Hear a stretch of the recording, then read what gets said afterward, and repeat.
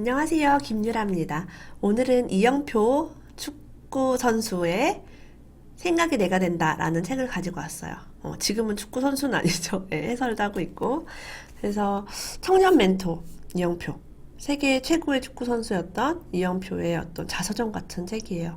이 책은 두란노라는 출판사에서 나왔어요. 그래서 종교가 기독교이신 분들은 워낙에 잘 아는 출판사예요. 이 책을 제가 읽고 너무나 깊은 감동을 받아서 오늘 이 책을 한번 소개해 보려고 합니다. 그 종교적인 이야기는 최대한 제가 좀 배제를 하려고 노력을 많이 했어요. 그래서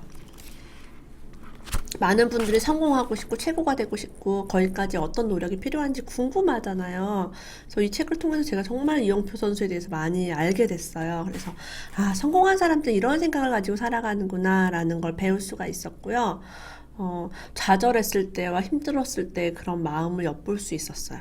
우리가 보통 인터뷰할 때는 막 우승하거나 월드컵에 나가서 상을 타거나 잘했을 때 인터뷰하잖아요. 지금 기분이 어떠십니까? 이런 걸 하지. 우리가 이분들이 성공하기 전에 얼마나 많은 좌절과 실패가 있었는지는 거의 알지를 못해요. 그런 이야기를 많이 알 수 있어서 좋았던 것 같아요. 그래서 강력 추천하는 책 중에 하나입니다. 네, 배울 점이 정말 많아요. 읽어볼게요. 결국 승부는 0.1%의 차이에 의해 결정되고 거의 모든 경기에서 이 작은 차이가 엄청난 결과를 만들어낸다. 그리고 0.1%의 차이는 아주 긴 시간과 노력에 의해 만들어진다.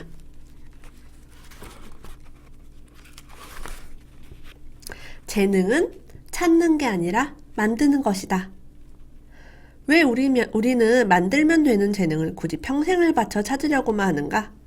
음악에 대한 재능이 전혀 없던 내가 8시간씩 3개월, 총 720시간을 연습하자 드디어 재능이 생기기 시작했다. 피아노를 하기 시작했대요. 피아노를 전혀 못 치던 이영표 선수는 720시간을 치기 시작하니까 익숙해지고 몇 곡을 연주할 수 있게 되고 재밌어졌대요. 그래서 우리의 재능은 내가 뭘 잘하는지 찾는 게 아니라 많은 연습을 통해서 만들어가면 된다라는 용기를 주고 있어요. 타고난 것보다 노력이 중요하다라는 말을 강조하고 있습니다. 우리가 좌절하는 이유는 할 수 없는 엄청난 일을 만났기 때문이 아니라 오늘 할 수 있는 작은 일을 하지 않았기 때문임을 기억하면서 말이다.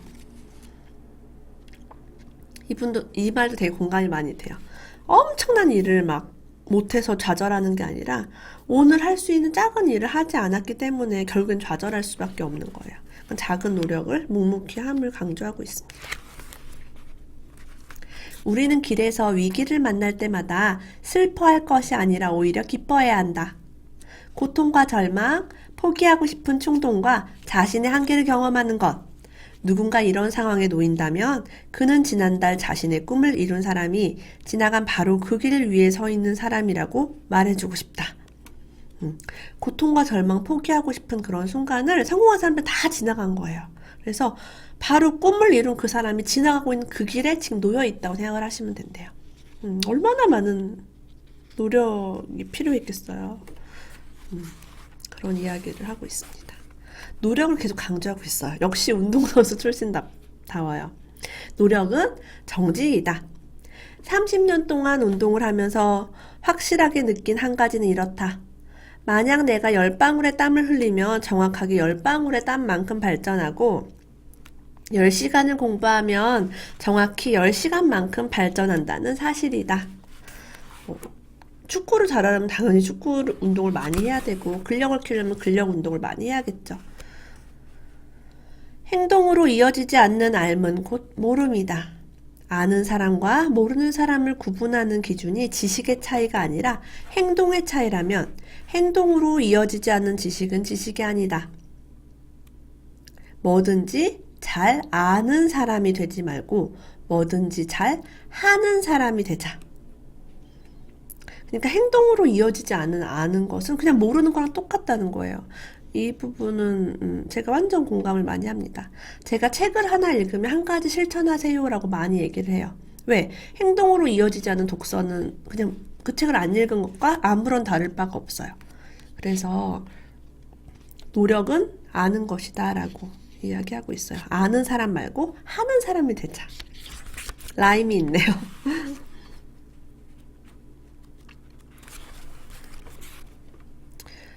이분은요, 나는 존재적으로 겸손할 수 없는 사람이라는 사실을 발견했다고 해요. 그래서 이렇게 다짐했대요. 나는 존재적으로 겸손할 수 없다는 사실을 알았으니 이제 겸손한 사람이 되려 하지 말고 절대 겸손할 수 없는 존재라는 사실을 인정하는 사람이 되자. 너무 멋지죠? 전에는 겸손하려고 막 노력을 했어요. 겸손하다고 생각도 하고. 하지만 지나고 나니까 나는 사실 겸손한 사람이 아니구나. 이걸 인정하자라고 마음을 바꿨다고 합니다.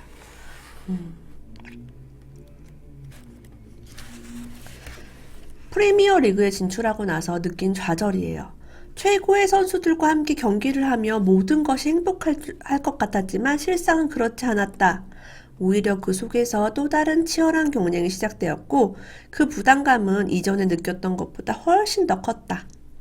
무언가를 이루어낼 때마다 잠시 숨 쉴 틈도 없이 언제나 더 큰 도전이 내 앞에 놓여졌다. 얼마나 힘들었겠어요. 그죠? 뭘 이룰 때마다 또 다른 도전. 뭐 몇 골을 넣으면 더 많은 골을 넣어야 되고요. 잘하면 더 잘해야 되고. 잘하는데 그게 그대로 가면은 정체되었다고 하잖아요. 잘하는 걸 유지하기도 너무 힘든데 그 표현을 정체되었다고 하니까 정말 너무 힘들었을 것 같아요. 진정한 기쁨은 일시적인 성공이 아니라 영원한 것과 연결될 때만 연속적이고 지속적으로 누릴 수 있다. 진정한 기쁨에 대한 어떤 정의를 내리고 있어요.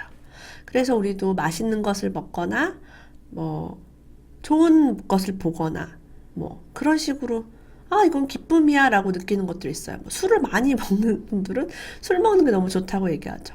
하지만 그건 영원하지가 않고 성공을 해서 막 상을 탔다. 인정받았다. 그것도 영원하지가 않죠. 그래서 연속적이고 지속적으로 누릴 수 있는 기쁨이 무엇일까를 한번 고민해 보게 합니다. 문제는 성공이 아니라 성공 후 또다시 밀려올 허탈감과 상실감이었다. 축구가 영원한 기쁨이 될 것이라는 생각에 한번 속아본 나는 또다시 세상의 성공에 속고 싶지 않았다. 그리고 은퇴 후 공허한 마음과 함께 하고 싶은 것이 없어지는 마치 인생의 방향을 상실한 것 같은 느낌을 받았다. 은퇴하고 나서 이런 느낌이었대요. 성공이 뭘까? 성공 후 밀려오는 허탈감과 상실감. 그래서 은퇴 후 하고 싶은 것이 없어졌다고 해요. 세상 사람들은 마음대로 행함으로써 잠시 자유로운 기분을 느낄지 모르지만 멈출 수 없는 자유는 방종, 그 이상도 이하도 아니다. 오직 하지 않을 수 있는 자유를 지닌 사람들만이 잠잠히 다가오는 기쁨과 그 기쁨 속에 숨어있는 자유로움을 느끼게 될 것이다. 멈출 수 없는 자유는 방종, 그 이상도 이하도 아니라고 합니다. 하지 않을 수 있는 자유. 이게 정말 최고 같아요. 멈출 수 있는 사람. 달리는 건 쉽죠. 그죠?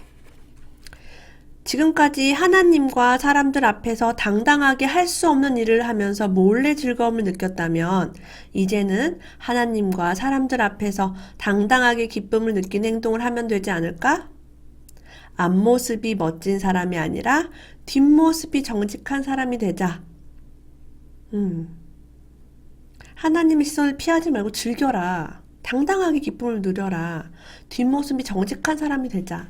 이게 자기 자신이 어떻게 살아야 되는지에 대해서 이야기하고 있어요. 너무 바른 청년 같은 정말 좋은 에너지를 받게 됐습니다. 스포츠에 대해서 얘기하고 있어요. 스포츠는 내가 잘해도 동료 선수가 못하면 질 수도 있고 내가 못해도 동료 선수가 잘하면 이길 수 있다는 사실을 알게 해준다. 오늘날처럼 오직 나밖에 모르는 이기적인 사회에서 내가 아니라 우리를 가르쳐주고 나만 잘하면 되는 것이 아니라 모두가 잘할 때 비로소 내가 이길 수 있다는 것을 알려줄 방법은 오직 스포츠를 통해서 직접 경험하고 몸으로 느끼게 하는 것밖에 없다. 그렇다면 우리는 스포츠에 더 많은 투자를 해야 한다. 저도 이 부분이 완전 제가 공감하는 부분이에요. 지금 시대가 나만 잘나고 나만 열심히 하고 남을 누르고 내가 이기고 경쟁에 너무 치열하죠. 사실은 협력하고 화합하고 서로 사랑하고 도와주고 해야지 더 잘 되거든요. 스포츠 정신은 그런 게 있어요. 같이 해야 되고 누구 부족한 사람 있으면 더 잘하도록 이끌어줘야 되고 그 사람이 못하는 거 말고 장점을 살려주고 그래야 우리가 다 같이 이길 수 있으니까. 근데 스포츠처럼 우리 집단, 사회, 국가도 마찬가지예요. 다 같이 서로 잘할 수 있게 도와주고 다 같이 함께 뛰어야만이 국가가 잘 되고 부강해지고 우리 사회가 점점 나아질 수 있어요. 그래서 저는 협력하고 화합하고 사랑하는 것이 아니라 분열을 일으키거나 뭔가 그런 막 분열을 조장하는 어떤 그런 발언들 그런 에너지들이 풍기면 굉장히 많은 거부감이 들어요. 왜 저럴까? 뭘 위해서? 누군가가 그 뒤에서 어떤 이익을 취하고 있을까라는 것을 들여다보면서 하게 됩니다. 그게 정말 나를 위한 게 아니거든요.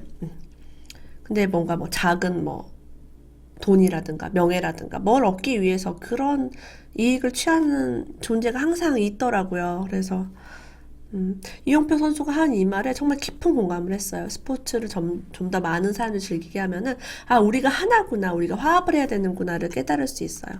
아이들에게도 가르칠 수 있으면 정말 좋겠죠. 노력이란 내가 원하지 않은 결과에서 오는 통증을 미리 나누어 갖는 것이다. 노력에도 고통이 따르고 원하지 않은 결과에도 고통이 따른다. 그러나 노력에서 오는 통증이 원하는 결과를 놓쳤을 때 통증보다 견디기 쉽다. 내가 원하지 않는 결과가 오면 되게 고통스럽죠. 근데 그 고통을 미리 지금부터 나누는 거예요. 막 노력을 통해서. 예를 들면 나는 가난해지고 싶지 않아요. 그럼 지금부터 뭘 해야 돼요? 절약하고 저축해야죠. 돈을 벌어야죠, 열심히. 이걸 하면 어때요? 힘들죠? 돈을 벌어야 되고 아껴 써야 되고 저축해야 되고 그런데 우리의 결과가 어떻게 돼요? 돈이 막 쌓이고 복리로 막 늘어나고 시간이 갈수록 부자가 될 수 있겠죠. 계속 저축을 하면. 그런데 반대는 뭐예요? 펑펑 써요. 막 럭셔리하게 써고 예쁘게 꾸미고 좋은 차를 사고 그러면 나는 부자처럼 보일 거야 라고 해서 그렇게 아무 노력하지 안 하고 쓰기만 하는 사람은 원하지 않는 결과가 올 수 있어요. 근데 노력에서 오는 통증이 원하지 않는 결과를 놓쳤을 때 통증보다 더 쉽다는 거예요. 그래서 우리가 학생들도 열심히 공부하죠. 자기가 원하는 목표를 이루기 위해서. 목표를 이루지 못했을 때 고통이 더 크기 때문에. 그래서 운동선수로서 이런 것들을 잘 정말 이야기해주고 있습니다. 제가 이 부분을 읽고요. 진짜 많이 울었어요. 눈물이 너무 나더라고요. 어느 날이었어요. 건국대학교에서 올림픽 국가대표 선수가 6명이나 있었대요. 그런데 이영표 선수는 팀의 주장이면서도 대표팀에 들지 못했어요. 심지어는 5명이 친구들이었고요. 1명은 후배였대요. 얼마나 자존심이 상하겠어요. 12월의 어느 날 너무 추운 날 땀을 뻘뻘 흘리며 운동하던 내 마음속에 문득 이런 생각이 들기 시작했대요. 나는 지난 10년 동안 이렇게 열심히 노력했는데 국가대표가 되지 못했고 숙소에서 이 추운 날 편안하게 TV를 보는 친구들은 국가대표가 됐구나. 그럼 내가 지금까지 10년 동안 기울였던 노력은 대체 뭘까? 순간 억울한 마음이 들었다. 그 순간 얼마나 속상한지 눈물이 나기 시작했다. 그 눈물은 지금까지 한 번도 흘려보지 못한 마음속 아주 깊은 곳에서 흘러나온 눈물이었다. 노력해도 안 되는 것이 있는데 나는 순진하게 그것도 모르고 초등학교 때부터 중학교와 고등학교, 대학교 때까지 내 인생에서 가장 중요한 순간들을 이렇게 속아서 쓸데없는 짓을 하고 있었구나 생각하니 당황스러웠고 내 자신이 한심했다. 그 후 정확히 2주가 흘렀다. 그리고 오지 않을 것 같던 기회가 나에게 왔다. 나에게 올림픽 팀의 테스트 기회가 주어졌던 것이다. 그래서 제가 이 부분에서 진짜 많이 울었어요. 왜냐면 너무 속상할 것 같은 거예요. 얼마나 노력했는지가 앞에 나오거든요. 근데 심지어는 친구들 5명에다가 후배까지 국가대표가 됐으니까 얼마나 좌절감이 느껴졌겠어요. 부끄럽고 자기가 주장인데. 근데 어쨌든 열심히 노력을 하니까 올림픽 기회가 왔고요. 이 뒤가 되게 감동이었어요. 이후 나는 2011년 카타르 아시안컵에서 은퇴 선언을 하기까지 1999년부터 2011년까지 대한민국 축구대표팀에서 탈락하거나 정상적인 스타팅 라인업에서 빠져본 적이 한 번도 없다. 그래서 노력을 한 게 다 결국에는 인정을 받게 된 거야. 이분이 너무 잘하니까 한 번도 축구대표팀 스타팅 라인업에서 빠져본 적이 없는 거야. 실력이 인정이 되는 거죠. 그래서 더디 잘하는 걸 두려워하지 말라고 얘기하고 있어요. 그냥 그 자리에 가만히 멈춰 서 있는 걸 두려워하라 라는 이야기가 있습니다. 그래서 많은 분들이 아마 지금까지 노력을 계속 했는데 뭐가 안 돼. 결과가 없어요. 그리고 나보다 노력 안 하는 사람이 성공하는 것 같고 너무 배가 아프고 짜증나고 충분히 그럴 수 있어요. 근데 어떤 기회가 왔을 때 이분이 포기하지 않았고 그걸 했기 때문에 잡았고 한 번 기회를 잡으니까 어때요? 놓치지 않을 수 있었어요. 그래서 굉장히 유명하죠. 이영표 선수는 국가대표 한 번 되고 나서 안 빠진 선수로 축구를 좋아하시는 분들은 뭐 다 아는 스토리입니다. 히딩크의 리더십에 대해서도 살짝 언급이 되어 있어요. 우리 국민 영웅이죠. 제가 02학번이라 너무 재밌게 이제 이때 봤던 기억이 있어요. 자, 히딩크 감독한테 이제 이런 걸 물어봤었대요. 왜 누구한테는 이렇게 하고 누구한테는 이렇게 하고 차별을 하십니까? 라고 물었더니 이렇게 얘기했어요. 고함을 치거나 화를 내면 주눅이 들어서 못하는 선수가 있고 크게 자극을 줘야 잘하는 선수가 있다. 그래서 차별을 한 것이 아니라 각각의 성향에 맞추어서 최고의 경기력을 발휘하도록 최선을 다한 거예요. 이걸 보면 제가 완전 감동을 느꼈어요. 외국인 감독이잖아요. 그러면 우리가 영어나 이런 걸로 소통을 하면서 상대방이 어떤 성향인지까지 파악하기는 쉽지가 않았을 텐데 그걸 다 알고 누구한테는 격려를 해주고 그래 오늘 좀 부족했지만 앞으로 잘할 수 있어. 오늘 실수했지만 괜찮아 라고 하고 어떤 사람한테는 막 고함을 치고 소리를 지르는 거예요. 그러면 이제 고함을 치는 당한 사람은 나한테 차별하네 라고 느낄 수 있었겠죠. 이걸 보면서 와 진짜 고수구나 이 사람은. 사람을 알아보는 눈 이런 게 뛰어나구나 라는 걸 느꼈어요. 그러니까 히딩크를 따르는 이 국가대표 선수들이 내가 감독을 위해서라도 열심히 해야겠다 이런 마음이 들 정도로 그 소통이 잘 되고 좋았다고 하더라고요. 우리가 그 전쟁에서 목숨을 바치는 군인도 그런 마음 아니에요? 우리 뭐 대장을 위해서, 우리 장군을 위해서, 우리 국가를 위해서 내가 목숨 바치겠다. 이런 식으로 갔을 때 정말 큰 효과가 나죠. 만약에 막 상사나 리더가 되게 무시를 할 만하고 존경을 받지 못하면은 이 리더십이 없어져요. 그래서 히딩크 리더십 보면서 제가 많은 걸 배웠어요. 어떤 사람한테 화를 내면 안 되겠구나. 결과적으로 우리가 두려워하는 것은 실패 자체가 아니라 나를 기대하는 사람들의 시선이다. 나는 축구를 잘하는 축구 선수임에도 불구하고 축구를 못할까봐 두려워한 적은 많았어도 내가 피아노를 못 친다는 사실 때문에 두려워한 적은 한 번도 없다. 왜냐면 그 누구도 내가 피아노를 못 친다는 사실 때문에 나를 비난하거나 나에게 피아노를 잘 쳤으면 하고 기대하지 않기 때문이다. 그러나 내가 만약 피아노 연주자라면 이야기는 달라진다. 그래서 가장 힘든 게 사람들 시선이 힘들다고 했어요. 축구를 잘하니까 축구를 못할까봐 실수할까봐 너무 두려운 거예요.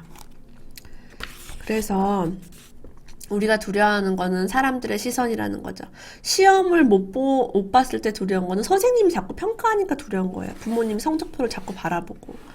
그래서 우리는 타인의 어떤 시선에 얽매이지 않고 정말 내가 하고 싶은 것을 찾아서 끊임없이 노력하는 것. 그리고 재능이 어딘가에 존재하는 게 아니라 내가 노력하면 그것이 곧 재능이 된다는 이영표 선수의 오늘 이야기를 들어봤습니다. 저는 이 책이 아이들 어떤 교육으로 되게 좋을 것 같아요. 우리 아이가 뭐 운동선수를 꿈꾸고 있기도 하지만 정말 자기 노력으로 최고의 자리에 간 사람들이 주로 운동선수들이잖아요. 이영표는 또 생각이 바르고 또 굉장히 배울 점이 많아요. 그 해설도 잘하기로 아주 유명하죠. 그래서 그의 노하우를 너무 듣고 싶어서 제가 이 책을 읽어봤습니다.